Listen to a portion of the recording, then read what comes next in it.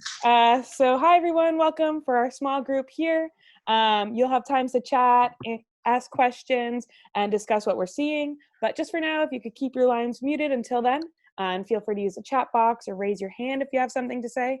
I'll be sharing with Marina some questions you're asking, and then we also have Eduardo, who's one of Gadventures' global purpose specialists, answering questions in the chat box. So sit back, relax, and enjoy your journey through Argentina and Chile with Marina. Okay, guys, welcome everybody. How are you? I hope you're excited. My name is Marina and I'm from Argentina. I'm a Chief Experience Officer.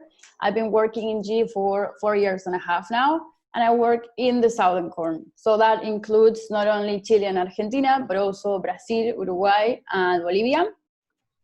But today I'm going to take you in a trip to Patagonia. That is my favorite part of the world, okay?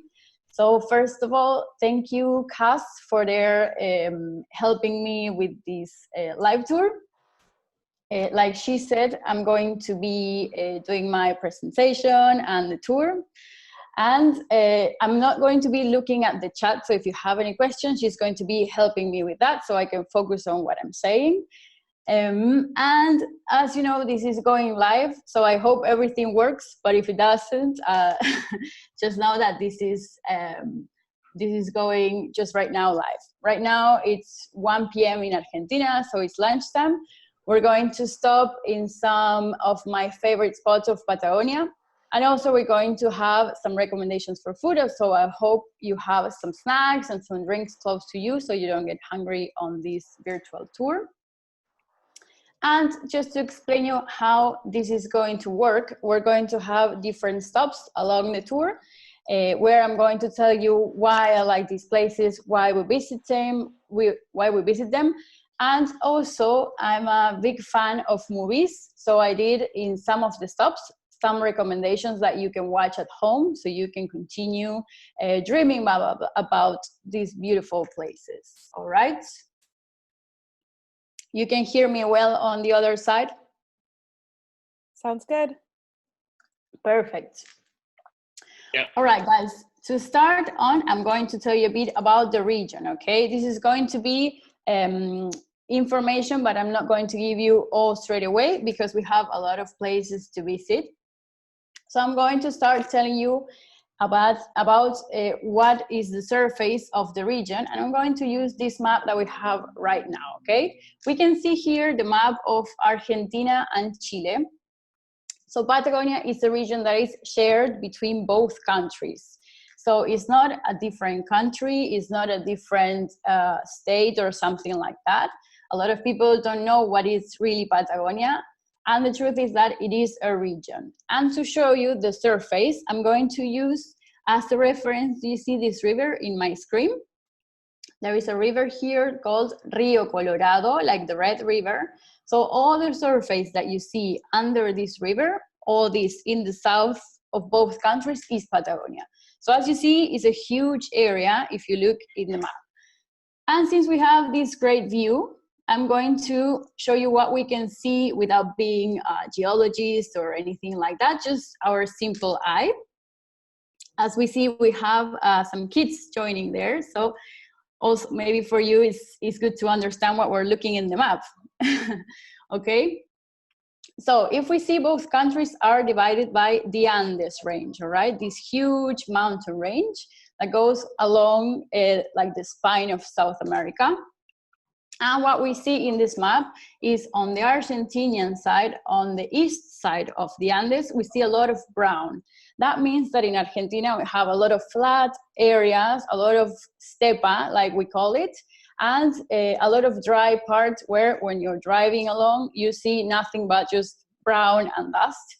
And also as we go closer to the Andes, we see a bit more of green. That means that there we have some forests and some lakes. And when we look at Chile, on the west side of the Andes, we see a lot of green areas, a lot of fjords and small islands, and some glaciers that are these white patches that we see here, all right?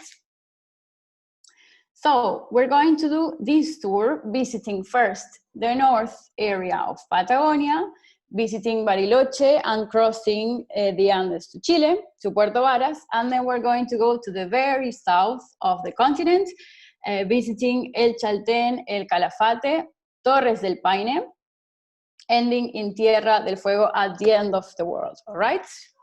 So if you're ready, guys, we can start. Okay, vamos. Our tour begins in Buenos Aires, all right? So imagine that we are in the capital of Argentina. It's a city that developed itself from the port. So imagine that all the people who live there used to work in the port and live from there. So they didn't have any need to go south. They were saying, this is too far, this is too windy, too wild, we don't know what's out there. We don't need to go, we're comfortable here in Buenos Aires. So we're going to leave the city and travel 1,600 kilometers south to the city of San Carlos de Bariloche. So when we talk about Patagonia, we talk about very young areas that were very, very wild, only around 100 years ago. They were very unknown until one explorer from Argentina called Francisco Pascasio Moreno, that nowadays is more commonly known like Perito Moreno. He was sent, he was sent by the government to explore these areas and know what's down there, because I think that like it was a wild place. There was not a really defined border between Argentina and Chile. It was both one same area. So in order to define this border, this man went exploring, and thanks to all the research he did, we had the creation of the first national park in Argentina. This national park is called Parque Nacional Nahuel Huapi. And the city of Bariloche, it's inside the national park Nahuel Huapi. Why did they create the national park? First of all, to define the border between Argentina and Chile and say, this is our land. Second, to preserve species and nature. And third, to promote tourism. So San Carlos de Bariloche, it's a great starting point to our journey in Patagonia, because it's in Argentina will be the biggest city. And just going down there, you kind of see already a change in the lifestyle. First of all, as you see in the map, the city is by the lake. So if you look at one picture of the center, you can see that it's a mix of, it looks like a bit of Switzerland or a bit of somewhere that is not South America. The truth is that lifestyle here is very different. So you're still in Argentina, but it's a totally different culture than the one you live in Buenos Aires. So for example, to give you my perspective, I'm from Buenos Aires, but I lived in Bariloche for a couple of months, like 6 years ago. And it was there where I fell in love with Patagonia and with all these landscapes. People there, imagine that they grow up in the mountains, in the outdoors. So when you are down there, everything becomes very easy for you, like in terms of walking on a hike or swimming in the lake. It's a totally different kind of lifestyle to the one I had, for example, being in Buenos Aires. Also, something that happened in Bariloche and in general in Patagonia is that all the immigrants that went there were not the same that settled in Buenos Aires. So the port people, like a lot of Spanish and Italians settled in Buenos Aires, but in Patagonia it's a totally different story. We have a lot of German immigrants, Italian, that were coming from the mountain, Swiss, and even on the east side of Patagonia, there is a Welsh community and they are still speaking Welsh. So there is the kind of influence that you're going to find. Oops. And you see that in, for example, people's surnames, in the features also of the people, and in the food. So as you're walking in town in Bariloche, you can find these kind of restaurants where you can eat local food, and what you find is fondue, goulash, strudel. So it's not something that probably you're expecting to see in Argentina. Then here we are in the town hall of the city. So this would be the starting point if you are in town, or this would be the place where you're standing and in front of the lake and you're saying, I am in Patagonia. And you see the San Bernards here that are also something that is very typical to find in Bariloche. So as you see, as soon as we left Buenos Aires, we see something totally different to what we saw in the capital of the country. Bariloche is also very famous for food, and in this case, it's famous for chocolate and beer. So thanks to this influence that we had in the city, before we leave the center, something that I love doing with my groups is trying some chocolate. And I take them to my favorite chocolate shop that is called Rapa Nui. I don't know if any of you have been already in Bariloche, but it's something that you cannot miss. So here we are in the main street, and if we look around, we have 1, 2, 3 chocolate shops. Why is chocolate so famous in Bariloche? Well, because of these immigrants that we keep their legacy, let's say. There was one Italian guy called Aldo Fenoglio who came running from the war and settled in Bariloche. He was from Turin, and he said he felt very comfortable in this environment surrounded by mountains, and he decided to continue the tradition of his family of making chocolate. So he opened the first chocolate shop in Bariloche, where he used to sell these besos de Bariloche. That means like kisses from Bariloche. His idea was to bring the tradition of Alpine people and keeping this culture of carrying big portions of calories, like reserves of calories, in a small portion. But the truth is that Argentinian people is not very mountaineering, is not coming from the Alps. So what people in Argentina was doing was buying this as a souvenir. So it became like a brand of Bariloche. So every time your family or friends go to Bariloche, you have to ask them to bring chocolate. If not, don't talk to them for at least a week. The personal brand of Aldo Fenoglio's family is the chocolate en rama. That means like a log chocolate because of the shape. And it turns out that he was preparing some chocolate there, and he split some on the table. And when he was trying to remove it with a spatula like this, he created this kind of shape of chocolate. So this is something that you can bring home and will be very, very original from Bariloche. But I want to show you my favorite one, and I think everyone's favorite when they go. The chocolate shop of Aldo now is called Rapa Nui. And Patagonia is also very famous for the berries. So they have a lot of red berries, blackberries, all the marmalades that they have there are super delicious. And usually when you're staying in the hotels, they are homemade. And the star of this shop is the Fra Nui. So the Fra Nui is raspberries covered in a layer of white chocolate and then dark chocolate. So it's absolutely delicious. Nowadays, we have a shop in Buenos Aires, which is really cool because for the fans like me, it's easier to get it. Before, it was only in Bariloche, so now I'm very happy that they sell it also here. And just to let you know, Bariloche produces 1,000 tons of chocolate per year. That's a lot. They even have like a chocolate party when they build the biggest chocolate bar in the world or something. But well, how are we going, guys? All good so far? Yeah? Good, perfect. Now we're going to leave the center, and I want to tell you something more about lifestyle in Bariloche so you can understand how different it is from, for example, Buenos Aires. So we are right now in Refugio Berghoff. This is another of the influence that we had from the immigrants. In this case, it's a German immigrant called Otto Mehling, who came here and he shared his passion for mountain sports and everything related to the mountain. So when he came here, he built the first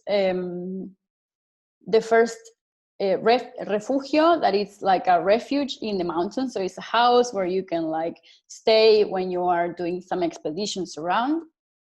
And he created the Club Andino. The Club Andino means like the Andean club, where they are in charge of like discussing all the matters that are referred to the mountain and the mountain sports.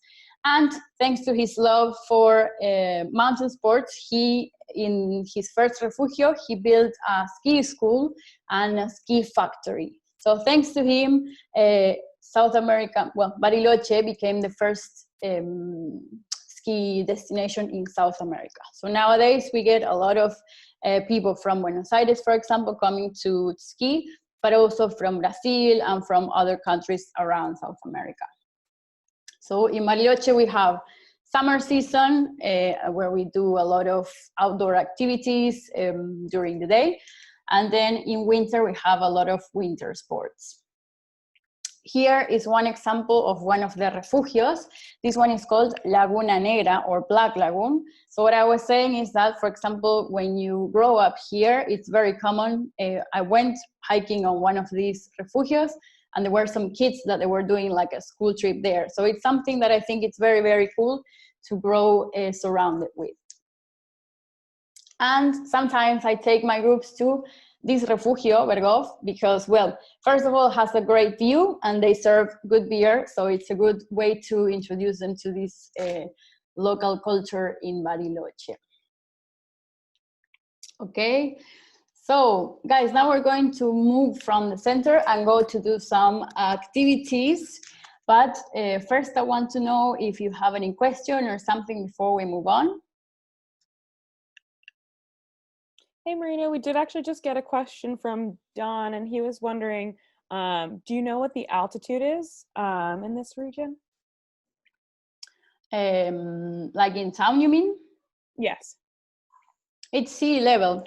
So actually the mountains here are not really high. Imagine that the highest mountain in the region is 3,400. That is Monte Tronador. Wow. But then we don't have altitude in the city of Bariloche. I'm not sure how much is, but it must be maybe like 100 or something like that, 200. So we don't have altitude in this area. Perfect.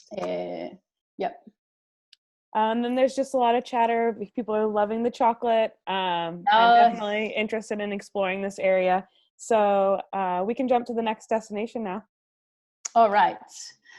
So we're going to leave the center and we're going to travel 25 kilometers to this area that is called Circuito Chico. So something that I love about Bariloche is that it's very, well,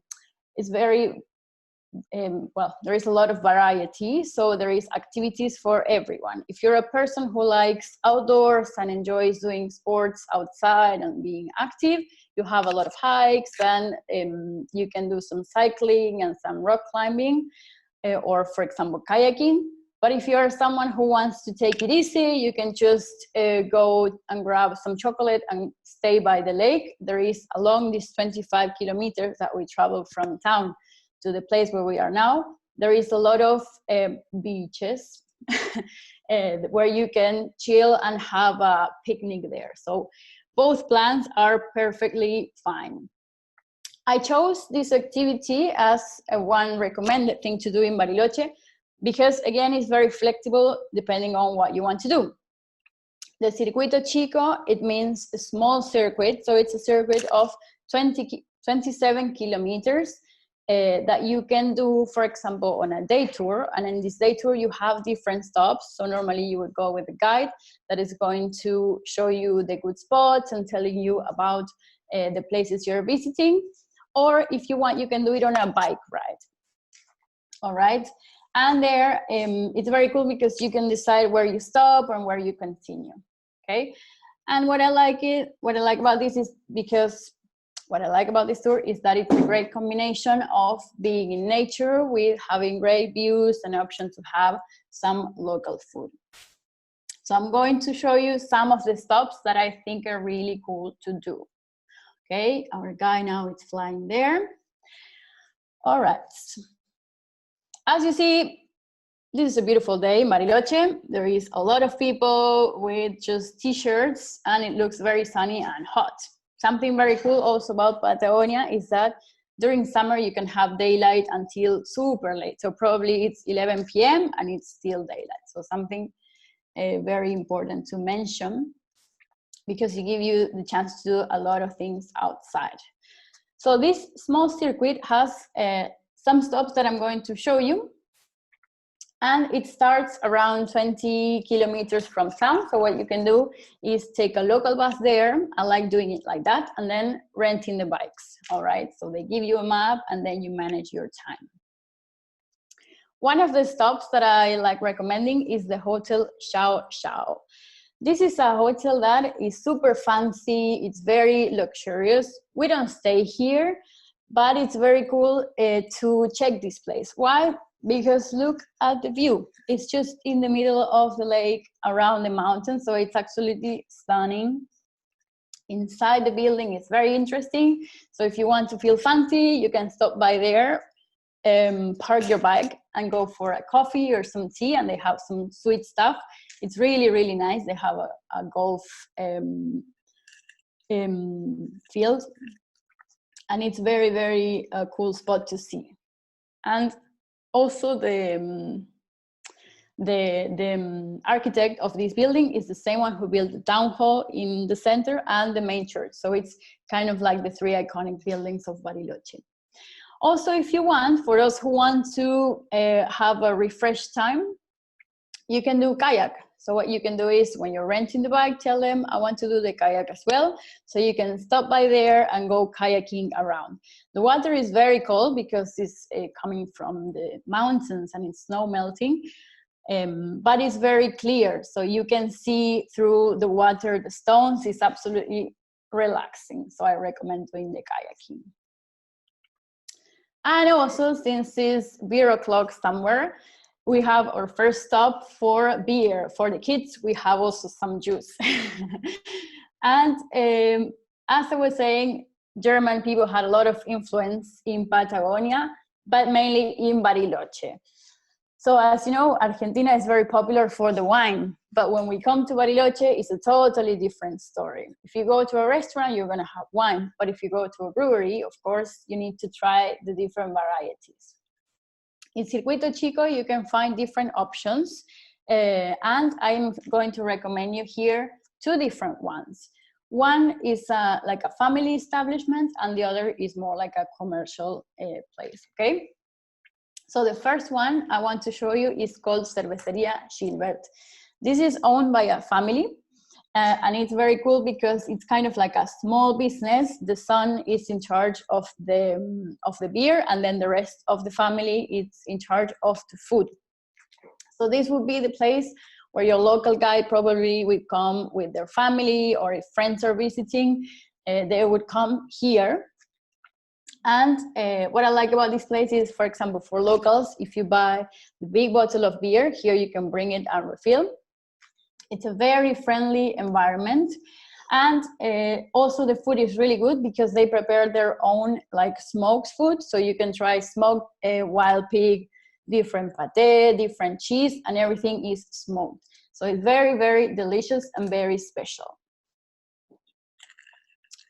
And the other option that it's more commercial, it's a brewery that opened only in 2016, if I don't remember wrong. It used to be only like the factory, but then they decided to open like to the public, and it's actually a super good location. So the best thing of this brewery that is called Patagonia is the view, because in summer, this place, as you see in the picture, it gets very busy, it gets very crowded, but because it's really worth having a beer with the mountains around. So if you choose the family business or if you choose Patagonia, it doesn't matter. I think you should try a beer in Bariloche. All right. So don't miss the Circuito Chico when you are in this town, okay? Now, guys, we're going to go to our last stop before we go to Chile. I don't know if you have any question around here. We did just get a question that came from Christina, and she was wondering what are the best months to visit? Okay, so in our season, Patagonia runs from October to March. So actually, for example, if you go in October, will be close to our spring. Well, it will be spring. So I would recommend to visit Bariloche, for example. It's beautiful. I love it in December, January, because it's when the days are longer. So again, you have plenty of time to do stuff. But at the same time, it's our highest season. So let's say January, February would be a good idea, because we'll be kind of like going out of the highest season, that is December, and it will be still like long days. Yeah. And in the tours, we go to Bariloche, or explore Chile and Argentina, and Mendoza and Bariloche multisport. That in that one, we also go to a rafting in Bariloche, so it's super cool. Awesome. Okay. And then if any of our travelers who are on the panel, if you guys have any questions, you can also feel free to unmute your line. If not, we can jump to the next destination. Okay. Well, guys, we're going to have a last stop before we go to Chile. This is Puerto Pañuelo, and it's the main port of Bariloche. It's 25 kilometers from town, so as you see, it's very close to the hotel Xiao Xiao, and a lot of navigations lead from this port. So for example, for those people who don't want to do any biking or any hiking or anything, something that you can do is do a boat ride, okay? Also from this port, we have the departure of the Andes crossing.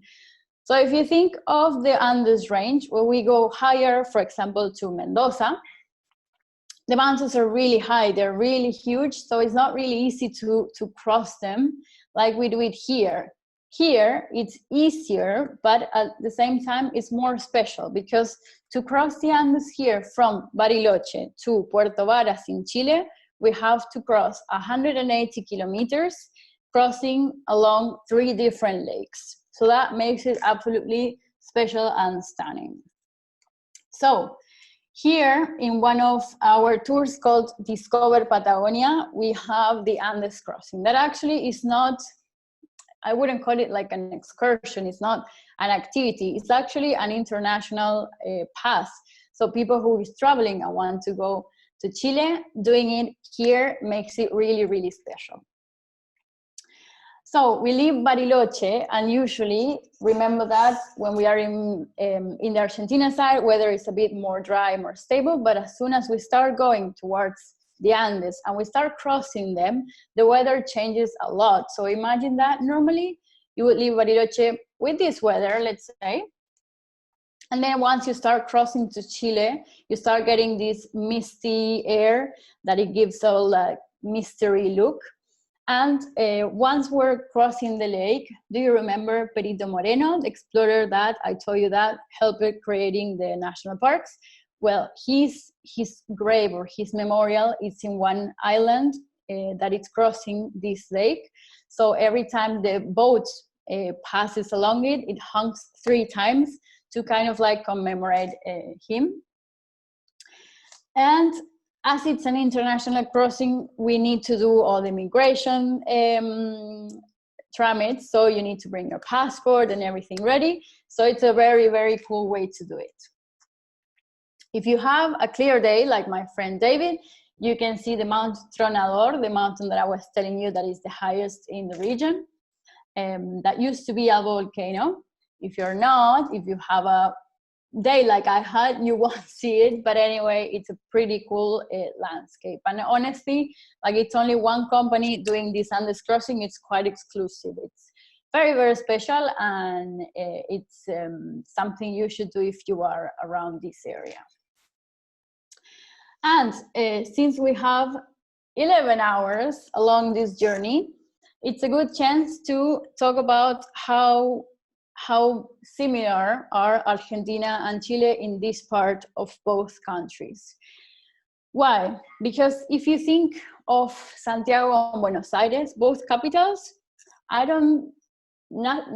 it's not really similar, like the lifestyle and the culture. But when we talk about Patagonia, someone from Chile in the south and someone from Argentina in the south will have a lot in common, much more than what they have with their patriots in the capital, let's say.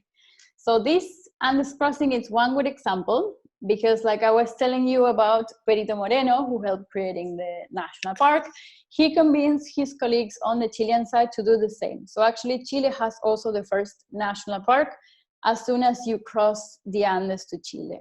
It's called National Park Vicente Pérez Rosales. So as you see, you're leaving one national park and entering to another. And also, another example of the good relationship Chile and Argentina have is the mate. That the one you see in the picture is the one I have here right now. I don't know if you saw it before or you heard about it. I don't know if you see it in the camera. But this is kind of like a cup with a mix of herbs inside. I don't know if you can see. This is a hot beverage that you see all over South America, especially in Uruguay and Argentina. And this is something that it will be very hard to find in Santiago de Chile, in the capital of Chile. But when you go to the south, it's a totally different story, and you find mate everywhere. So this for me was a shock. The first time I was in Patagonia Chilena with one of the mountain guides, he was having mate, and I said to him, "What are you doing with our mate from Argentina?" And he said, "Well, we drink it here as well." And it's because all the people who is from this area or who live in this area kind of blends into the gaucho culture, that is the cowboys of South America. So they live pretty much that kind of lifestyle. That's why Argentina and Chile in the south are very, very, very bonded together. And the mate, it's a symbol of that. So I love going to Chile in Patagonia and having mate with my friends, Chileans. And if you want to know how to spot the difference between a Chilean and Argentinian, I would say not look, but listen to the accents. So when I'm talking from Argentina, when I'm talking about any word that has a double L or a Y in the word, like for example, pollo, chicken, or playa, beach, the rest of South America would say playa or pollo. But in Argentina, we say, like double L, we say sh, or Y, we say sh as well. So we would say pollo or playa. So if you are in Patagonia and you want to know where is that person from, if it's either from Argentina or Chile, listen to the accent. If they pronounce the things like yeah, it's Chile. If they pronounce it with sh, it's Argentina. That would be my tip. And before we leave the Andes crossing, my recommendation to watch at home, it's a movie called Motorcycle Diaries. And it's a movie, like a documentary movie about the life of Che Guevara before becoming Che Guevara. So it's about a journey he did in South America. It's a really cool movie, very entertaining, and there also you can pay attention to the accent. Once they cross to Chile, you will hear that they speak different.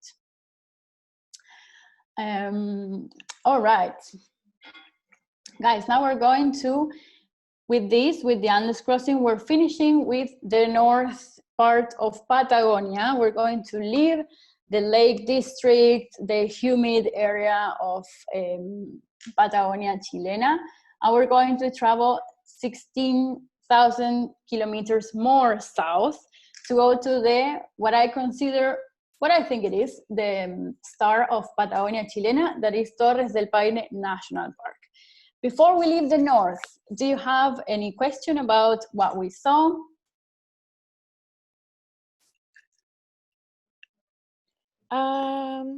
We did just get a question from Natalie. She's curious about just starting to explore South America. Where do you recommend you begin? South America or Patagonia? If it's Patagonia, I would say, like the way we're doing it, starting in Bariloche and starting seeing the north. That would be a cool thing to see. And then probably once you're done with the north, probably fly down south, because it's quite a long way anyway. Even though we're still in the region, it's far. Yep. But you could fly from Bariloche to El Calafate, for example. Yeah. And then we did get a question about book recommendations, and I shared over your recommendations for the movies and documentaries, and there was a bit of chatter about the Motorcycle Diaries, and someone really did love that as well. It's a great movie. It's a great book too. It's based on the book and the diary of Che Guevara, but it was all this before becoming the revolutionary he was after. This is a journey when he was just like 20-something years old with his best friend. So it's actually a really cool movie to watch. That's awesome. And then if any of our travelers in our small group here, if you have a question, you can unmute your line. And if you don't, we can hop on over to the next destination. I just have a quick question. Would this be the best area for hiking, would you suggest, in Patagonia, or is there another one that you would prefer? Well, right now we're going to go to another area that I think I would say we're going to go to Torres del Paine and to the capital of trekking in Argentina. So actually, like I was saying, the north area has a lot of variety. The south, where we're going next, is a bit more focused on hikes. Of course, if you don't want to do hikes, you can also have another experience in the south. But I would say if you like hiking, Patagonia, it's a great place to go. Here, it's great because you have these views of the lakes and the mountains. And the Andes here are beautiful, but the places we're visiting next is much more dramatic. So if you like hiking, I think anywhere you go in Patagonia, it's a great option. Yeah. Cool. Let's check it out. All right, guys. Yeah. Let's go to our next destination. So as you see, we're going to travel very far south to Torres del Paine. So since we have this map here, I'm going to show you, do you see that it changed a lot? We left the green areas and now we have a lot of whites and a lot of lakes with these crazy colors. These crazy colors are because all the water that is coming and feeding these glaciers is coming from glaciers. So the white patch that we see here is the southern Patagonian ice field, all right? We're gonna talk about it in a minute. But first, let's talk about Torres del Paine. So I don't know if you know about this place or if you've heard about this place, but to give you my perspective, I heard about it when I was living in Bariloche, not before that, but the truth, it's a paradise for people who love mountains and dramatic landscapes. In my opinion, I think with Bariloche, they're like the most beautiful places I've ever seen in the world. It's a national park again, so we're still hoping on enough national parks. And the name comes from a native name, an Aonican native name that means the Blue Mountains. Torres del Paine means the blue towers, the blue mountains. And the Paine Massif is the one I'm showing you right now. This mountain range is not part of the Andes. It's a younger formation. It has like 12 million years old. And here, what can we do? We can visit the national park on a day trip. So we go with a local guide that is going to take us around, showing us the cool spots and telling us about the geology and hydrology so interesting in this national park. Or we can hike around it. So around the Massif, we have two main hikes that we can do. One is the circuit, and the circuit is 132 kilometers in 9 days and goes all around the Paine Massif. Okay, do you see? And then we have the famous W Trek. That the W Trek, depending on which tour or how you're doing it, it can be between 50 and 60 kilometers in 3 or 4 days, and goes around the 3 main valleys of the Paine range. So it goes like this valley and this valley and this valley. So as you see, it makes a perfect W. All right. So now I'm going to tell you a bit more about the hikes so you can have an idea of what to expect. And for that, I'm going to take you to Essentia Valley. That is where we're heading right now. I really like how it falls here. So here we are in one of the trails, all right? So what I love about these hikes is that we have different views every day. So we can be either hiking for 3 days if we're doing the End of the Earth tour, or 4 days if we're doing the tour Hike Patagonia in depth, all right? We have a terrain that changes depending on the day. So the iconic view that we have on this hike is of these 3 towers that are absolutely beautiful. They are 3,000 meters hike, so we're a pretty hike, but we don't hike in that altitude. We hike only until 1,000 meters, all right? So we have a terrain that it's very rocky, very dusty, surrounded by lenga forest. And again, the views change every day. So it's absolutely stunning. Here where we see this lagoon is the point where we get on the hike of day 1. So this is 1,000 meters, but the mountains we're looking at are 2 times higher than us. So it's 3,000, all right? We have in the hikes some ups and some downs. So even though we don't have elevation, so the maximum we get is 1,000, we do have up and down in the trail. And also we have a lot of Patagonian flat. That is a term that travelers love because it's never flat, but that means that it's like very soft up and downs. And this is one of the view that we have as well from one of the valleys. And this one is my favorite one because when you're looking around on the French Valley, you have views of the lake, a glacier on your right, and the mountain on the left, and it's absolutely beautiful. And something that I have to mention, especially in this part of Patagonia, is the weather. We always say that we have 4 seasons in a day. A lot of time travelers laugh at me because if they have good weather, they say I'm lying, and this is not true. But the truth is that it happens. It can change very fast. So something that I recommend is don't get frustrated if you wake up in the morning and you see a cloud over the mountain, because that can change very quickly.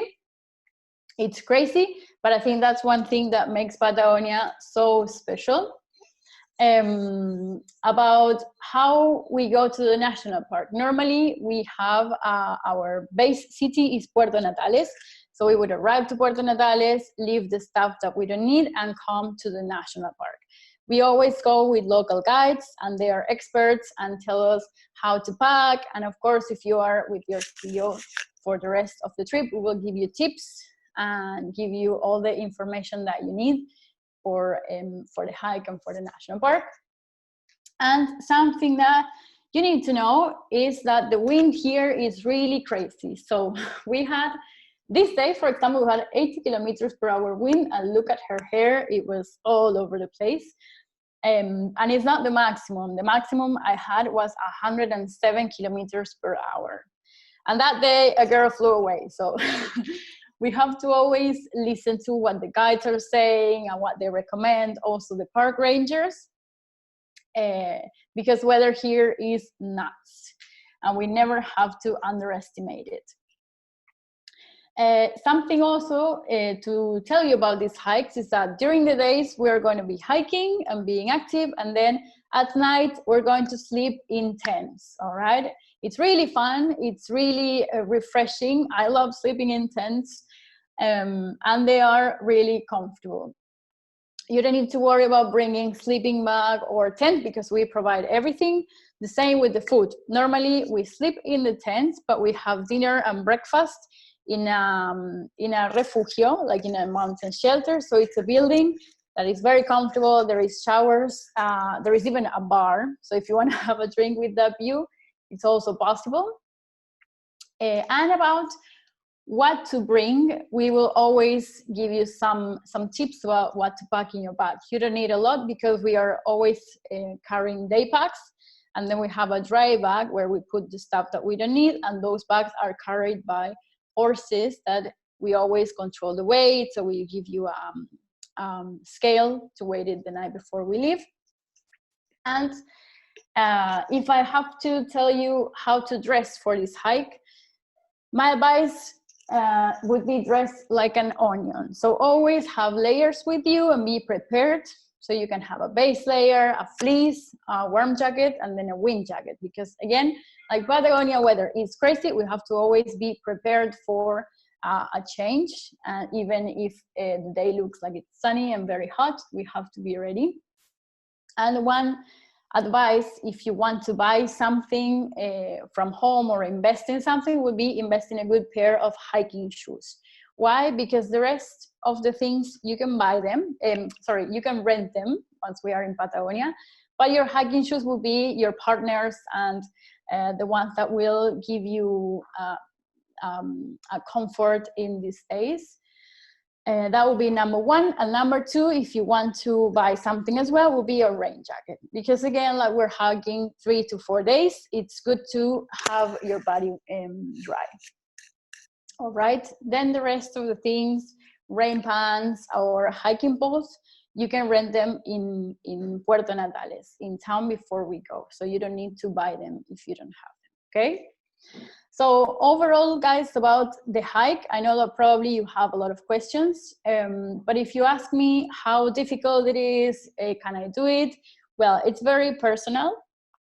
What I can say is that this is a demanding hike, not because of the altitude or something like that, but again, because we're hiking for long days in weather conditions that can be very tricky sometimes.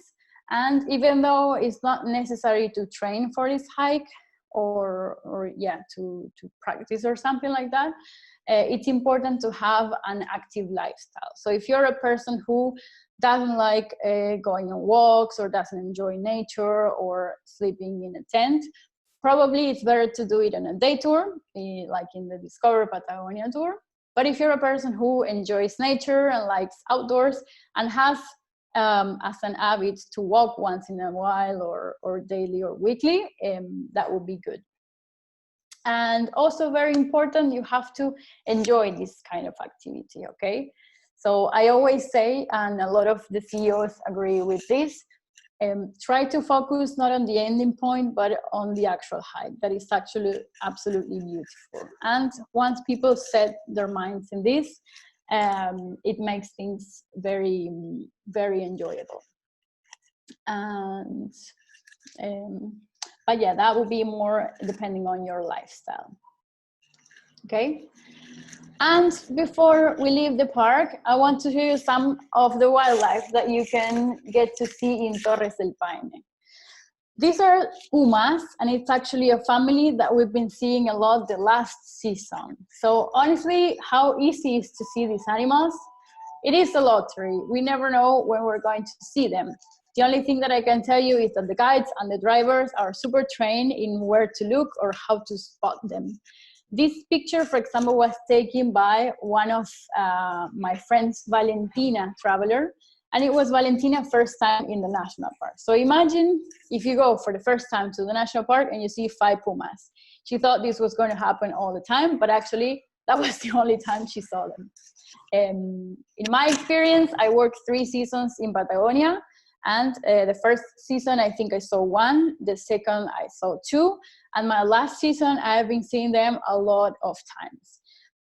This picture, anyway, was taken with a zoom, with a good camera. So we always respect the animals and we respect their environment, okay? We follow the welfare animal policy that respect their environment and we don't invade them, okay?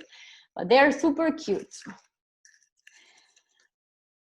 Okay, guys. All right, so now I'm showing you a bit of the trail, so as you see. And now we finish with the W trek. It's absolutely beautiful. And next, I'm going to take you to see some badass glacier and eat some hearty meal. But before we go, I want to know if you have any question about this. about Torres del Paine. I think you did a really amazing job. The questions that you answered at the end were exactly the questions that were going on in the chat box. And there was one person, Great. Meg, who was asking about pumas, and then the next picture you showed was pumas, which was really cool. But yeah, so you've done an amazing job overall asking the questions and understanding the physical grading and how to prepare and what to bring. If anybody has any further questions, you can unmute your line. If not, we can jump to the next destination. All right.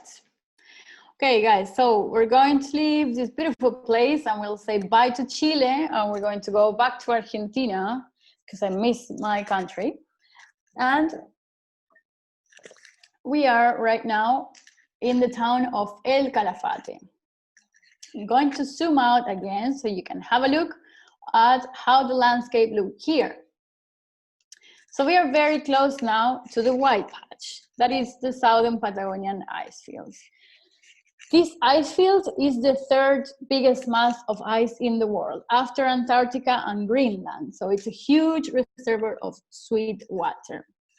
And what can we see here as well as is that we have a lot of brown. So we are very much in the steppe, all right, in the flat part of Patagonia. And this is a good location to tell you more about the name of Patagonia and why this region is called like that. Every time people think of Patagonia, they think of the mountains, right? That's the first thing that comes to your head. But the truth is that a lot of Patagonia is this. It's flat, yellow, with nothing around but dust. To explain you about the name or why it's called like that, I want to show you these guys, these guanacos, that are this family, that are family of llamas and alpacas. These are all over the Stepa Patagonica. So when we're driving, for me, it's great to explain all this because it's like a safari. So we can stop by and have a look at them. Remember that I told you that this area was not explored like some years ago. So imagine the only communities living there were these guanacos and these groups of natives. So all along Patagonia, we had a lot of nomads, groups of nomads moving from one place to the other. In this case, we have a group of the Welches, and also we had Selknam, and they were living from the guanacos, all right? So they were hunting them, eating their meat and using their skin like their clothing. So as we see in the picture, they were kind of like co-living together, all right? So before the first explorer arrived, they were trying to go away from the mountain and keeping in the flat land. They had a very good, like a lifestyle to survive high temperatures. And when the first explorer came to this area, it was a Portuguese guy called Ferdinand Magellan. He was exploring around, and the first thing he saw when he was walking in the land was the footprint of these natives. Imagine that they were wrapping their feet around with the guanaco skin, and he saw this footprint that it was really big, so he thought it was from a monster. Then he saw them with like their faces painted and all the fur, and he thought, yes, they are monsters, but they were actually not. They were just this group of natives. And he called them Patagoes. That Patagoes means big feet. So he called them Patagoes, and then that became Patagones, and then that turned into Patagonia. So Patagonia would be the land of the big feet, and it's actually not a native name. So it's a name that came from the vision that the Europeans had of these people, all right? So going back to El Calafate and why we visit El Calafate, it's because of this glacier. It's Perito Moreno. So let me show you here in this map where it is. Do you see that El Calafate is here? And Perito Moreno is this tip that we see here. So you see this tiny bit that we see. Look how it looks compared to the rest of the southern Patagonian ice field. Why this glacier is so special? Well, one of the reasons is that it's very easy to access. So if you remember the map when we were looking at Chile, all the glaciers that we have on that side are really hard to access. So to get to them, you would have to climb the mountains, or it would be like a very risky mission. But in Perito Moreno, you need only to drive 80 kilometers from town to the glacier, and you will be right in the point where this picture was taken, all right, in front of the glacier. The glacier is 250 kilometers square, so it's huge, it's massive. In the front, the middle face has 70 meters high, so it's like a 20-story building. So this glacier, it's a calving glacier. That means that it's cracking all the time from the front, and it's losing a lot of ice from the front. So imagine when a 20-story building falls, all the sound that makes, it sounds like a thunder. So it's pretty impressive to see Perito Moreno Glacier. Also, something that makes it special is that this glacier is in equilibrium. That means that, you know, as a lot of glaciers are losing mass, this one is special because the amount of ice that has on the accumulation area, that will be at the back, is the same amount of mass that it loses in the front, in the ablation area. So that means that, yes, it loses mass from the front, but it's also gaining some ice from the back. So that makes Perito Moreno very special, because this is a phenomenon that doesn't happen in other glaciers that are part of the Southern Patagonian ice field, like, for example, Uppsala Glacier, that when you see pictures of this one, you can see how fast it's receding. All right. So I have here to show you a video of one of the calvings. So when we go here, it's a great thing to do, because in the middle of some hikes, if you want to take it easy, this is a very easy day to relax. And this video was taken by one of my friends, Steffi. And here you can see how it's the breaking, how it happens and how impressive it is.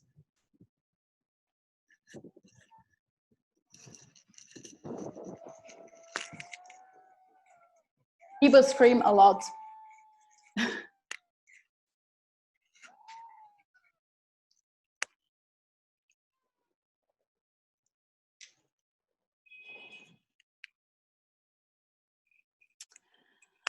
Okay. Well, it's very exciting to see it calving.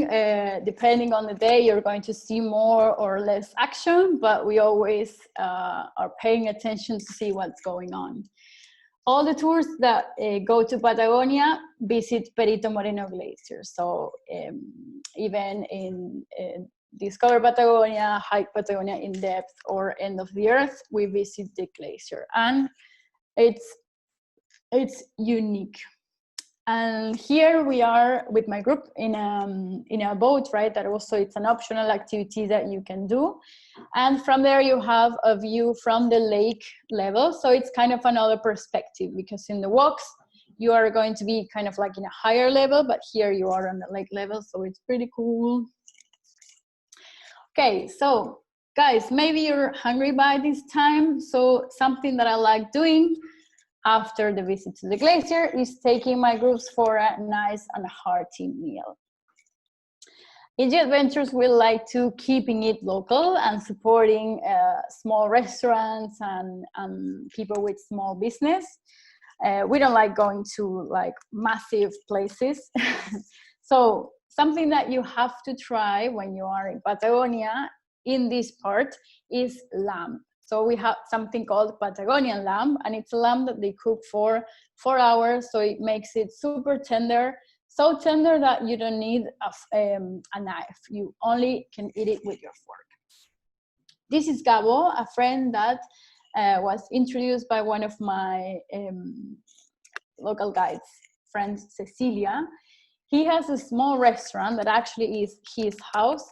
So I really like taking my groups with him, because he has the particular, well, he cooks with love and passion, and I think there is nothing better than eating with one friend.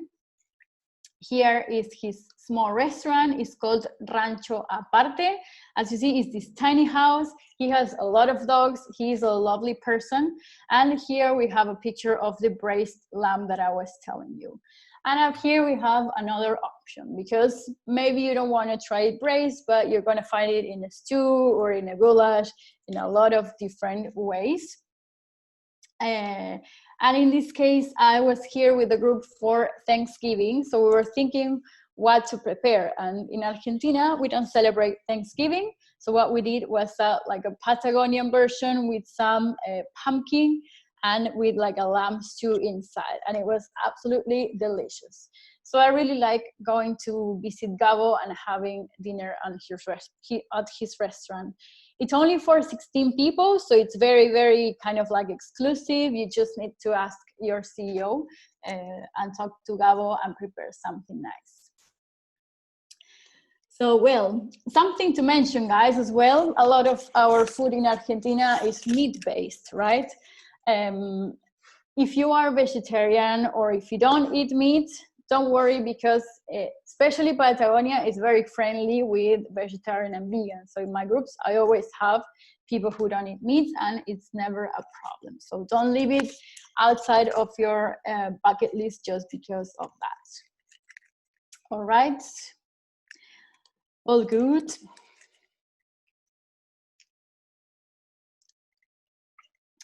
Okay, guys, moving on, we're going to go 3 hours north to the town of El Chaltén. This town is very tiny. It's only 1,000 people, and it was founded in 1985. So it's super young, and this is the capital of trekking in Argentina. What can you do there? Well, a lot of hikes. Here we have one tour, End of the Earth, that we pass there, and then we have, we stay there 2 nights, and then in the tour Hike Patagonia in depth, we also have rafting in this Las Vueltas River, okay? Probably you know this mountain, and I'm going to show you from where it sounds familiar. It's from the brand Patagonia. So yeah, the brand that you see in the logo, the mountain, is the famous Fitzroy mountain. That is the one that we see behind the town. So here in El Chaltén, we do a hike to the base of this mountain. Again, here also the altitude is 1,000 meters. You can see the tiny person there. And we get to the lagoon to see the mountain. It's a beautiful hike.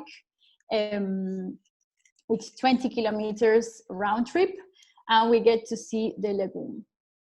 Here we also have other hikes to do, like for example, the one to Cerro Torre. So Cerro Torre is another mountain that is close to Fitzroy. It's granite as well. It's kind of similar formation than the one we saw in Torres del Paine. And it's something that I recommend doing for those who want to do more hikes. And talking about wildlife, if you want to know what can you find there, first of all, I want to tell you that if you're wondering if there are any snakes or any bears or any animal that can attack you, don't worry, because there is nothing like that. All the animals are very cute and friendly, so you don't need to worry about that. This is a Magellan giant woodpecker, and it's called giant because it's quite huge. It's like my arm. It doesn't look, but it's super big. And the key to see these birds is to hear. So if you're hiking and you're talking to your buddies, it's all good, but make sure also you give yourself some time to listen to nature, because when these guys are eating, they are knocking on the trees to get the worms inside. So that's the key to see them. And also something that you can get to see here is the condor, all right? The condor, it's all along the Andes, and they are 3 meters when they open their wings. They're huge, and here we see them a lot. There is actually one of the hikes that is called the walk to the Condor's Lookout, where we can see them. They're pretty amazing. And here, just to show you, it's a picture of meet with my group on a day that the lagoon is covered in snow. So if you go, for example, for those who are asking about the time, if you go in October, for example, at the very beginning of the season, you can see the lagoon like this, frozen. It's pretty amazing too, but just to consider the time that you're planning to come. All right. What do you think, guys? Do you like how it looks? I'm going to George. I think everybody is loving how it looks. They're loving this tour. All of our hikers are the most excited. Would you just be able to give the name of the red-headed bird that you talked about before? Someone asked about that. It's called Giant Magellan Woodpecker. Giant Magellan Woodpecker. Awesome. Yeah, the one that we saw is the male that has the red head, and the female is all black. So the male always has the brightest color in case he is a victim of any wild animal. He kind of like sacrifices himself for the female. Perfect. Thank you. You're welcome. And guys, if you want to write down the recommendation for the movies, there is one called 180 Degrees South. It's about the founder of Patagonia and the North Face and a journey they did in Patagonia. It's a very cool movie as well to watch. Okay, guys, if you are okay, we're going to leave El Chaltén and we're going to go to our last stop, that is Ushuaia, at the end of the world. All right, so we are in Ushuaia, and I want to zoom out a little bit just to show you where we are right now. Ushuaia is located in the island of Tierra del Fuego. That means the land of fire, all right? And if you look at the map, we can see how it's separated from the rest of the continent. This was something that I didn't notice until a couple of years ago. But you have to really zoom in to see that here we have the Magellan Strait. And the Magellan Strait was named after this Portuguese explorer that was around here. And if you think about it, when I was a kid, for example, I thought this place was very hot, because if you say Tierra del Fuego, the land of fire, sounds like a very hot place. But the truth is that it's quite cold. So Ushuaia, it's in the island of Tierra del Fuego, and it's known like the southernmost city or the gate to Antarctica. I want to tell you why Tierra del Fuego is called like that. So also this story is about the native people.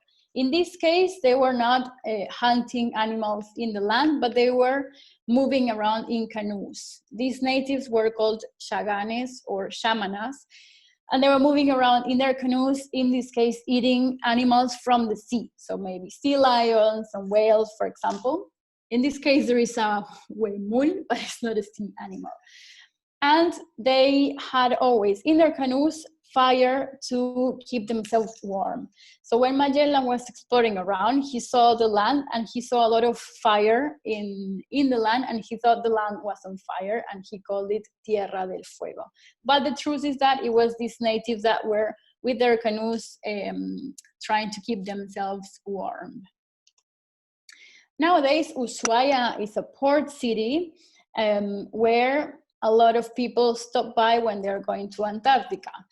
The truth is that a lot of people who go, for example, in our G expedition, they go there maybe one day or the day before. But I always tell people you should spend a couple of days in Ushuaia, because it's a city that has a lot to see. It has nature, it has history, good restaurants. So it's a city that it's a bit underestimated, but I love Ushuaia. In our tour, End of the Earth, we finish here. So I also like the idea of ending at the end of the world. Something that you can do here is a navigation in the Beagle Channel. So the city is on the bay of the Beagle Channel. And for example, from here, there is a lot of navigations that leave where you can see the lighthouse of the end of the world, visit Sea Lion Islands, And also we visit a penguin island where we can see a colony of Magellan penguin, that are these guys that we see here, and the Gentoo Penguin. They are super cute, and this is something that you can do, and I think it's a great way to end on a tour. And also here we still have a lot of nature. So for us who want to still do something active, we have another national park called Tierra del Fuego National Park. This one is only 12 kilometers from Ushuaia, and what I love about this park is that you have different trails to do depending on how much you want to walk, let's say. So you can visit the park on a day trip, also stopping only in the best lookouts. And if not, you have one trail called the Coast Trail that goes along the Beagle Channel. It's super nice. And like, we are not climbing a mountain, but we're going along the Beagle Channel. It's super relaxing to do. The trail starts in the post office of the end of the world. So from there, it's very cool because you can go and send a postcard to your friends and family from the southernmost post office. And then it continues along the channel with some stops like this one, where you can, for example, grab something from town. That's what I recommend to do. Grab something from town and stop by the beach and enjoy your lunch there. And this trail ends in Bahia La Pataya. That is where the National Road number 3 ends. So for example, if you're driving from Buenos Aires and you go all the way through land, crossing the Magellan Strait, you will end driving, let's say, on these points. So that will be the southernmost point that you can drive with a car. And actually, we are closer here to Antarctica than to Buenos Aires. That's really crazy. And for those who want to do more challenging hikes, we have, for example, this one called the Trail to Cerro Guanaco, so the Guanaco Hill, where you will hike. I think that hike is around 14 kilometers round trip, but has like an important elevation. From where I'm now, at the back, I can see Chile, and then where I'm looking at, I can see the Beagle Channel, Port Williams, that is even farther down from Ushuaia, the Beagle Channel, and the city. So actually, the view from that point, it's amazing. You don't see it in the picture, but I was very happy when I did it. So that's why I really like visiting this national park. That if you're not around here, probably you don't hear about it. What do you think? Do you like it?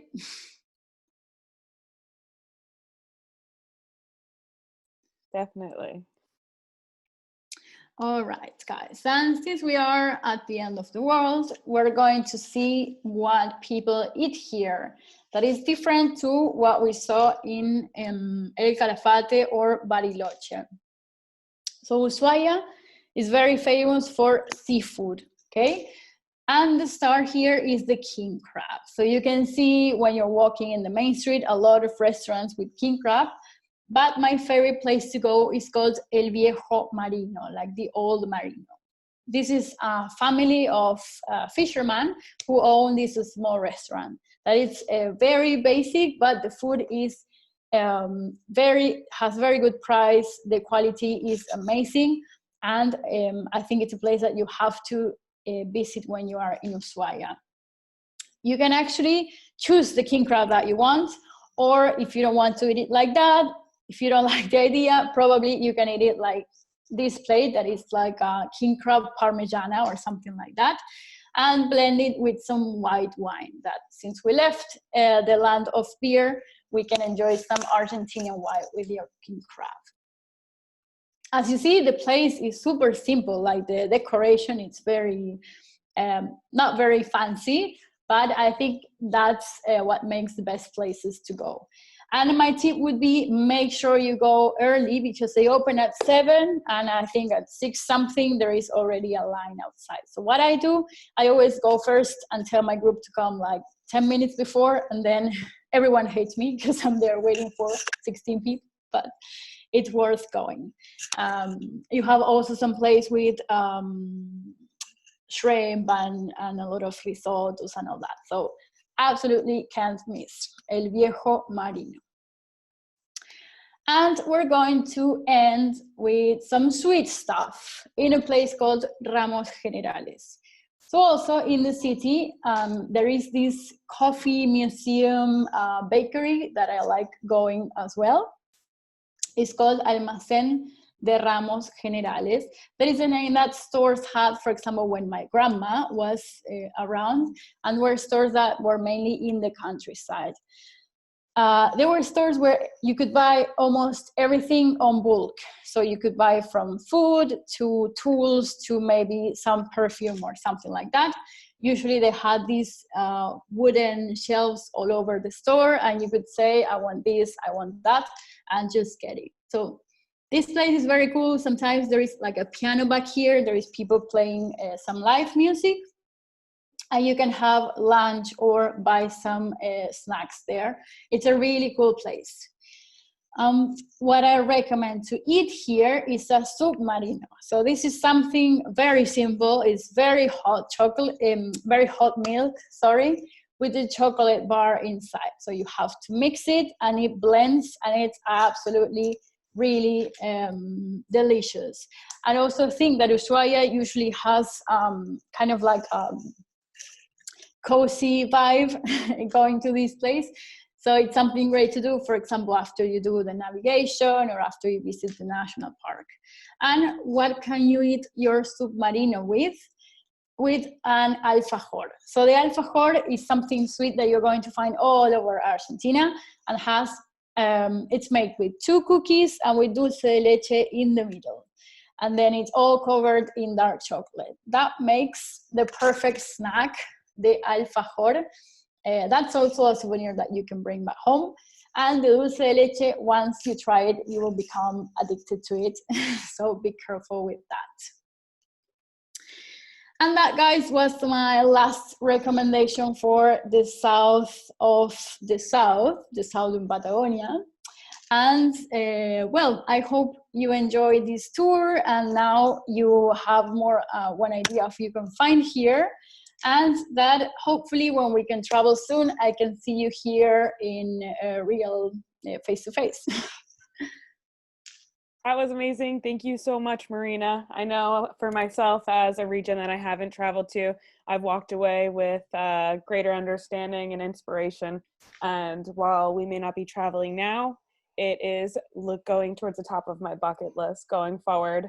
So everybody, just thank you for joining us here at Gadventures and taking the time to connect for a live virtual group tour. If you enjoyed your adventure with Marina, you can show your appreciation by tipping her. I've shared the link in the chat box, and you'll also receive an email following this tour. This money goes directly to Marina, helping support her until she's able to get back to what she's doing best, and that's sharing our world in real life. You can keep an eye out for more live virtual tours hosted by more CEOs from all over the world. And until then, stay connected, and we'll be sharing those soon. Thank you guys for joining. Thank you Thank so you, much, Marina. everybody. I hope you enjoyed it. Thank you. It was Thank wonderful. you. Bye. Thank It was you. very good. Cassandra. Thank you. Mhm. Bye-bye. Thank you. Bye. Bye. Bye, everyone. Take care. Yeah, I'm gonna give you one.